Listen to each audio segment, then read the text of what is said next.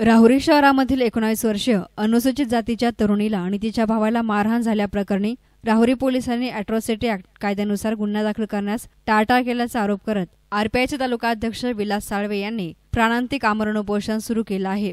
Rahuri police ठाण्याचे police उपनिरीक्षक समाधान फडोळ आणि ठाणे अंमलदार जानकीराम खेमनर यांच्याविरुद्ध कायदेशीर कारवाई करावी अशी मागणी देखील विलास साळवे यांनी केली आहे।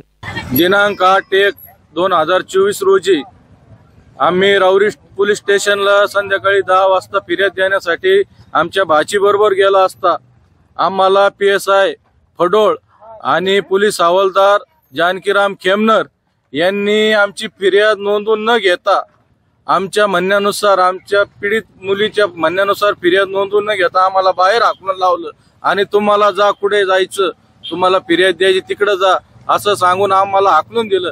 त्यामुळे आम्ही माननीय पोलीस अधीक्षक साहेब नगर इथे जाऊन त्यांना झालेली सर्व घटना कथित करून यांच्यावर कारवाई करावी यासाठी निवेदन दिलं।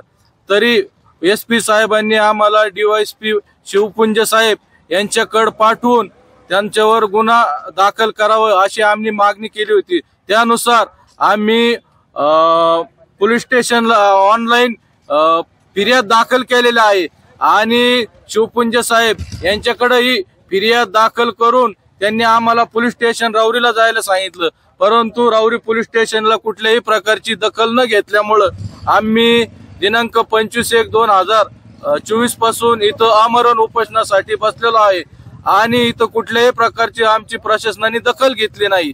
त्यामुळं जर इथं सर्वसामान्य कुठलंही नागरिक आलं तर पोलीस प्रशासन हे अशा प्रकारे जर वागणूक देत असेल तर इथं कायदा आणि सुव्यवस्था राहिलेली नाही यामधून हे निष्पन्न होतं। एसनान मीडियासाठी प्रतिनिधी गोविंद फुनगे, राहुरी।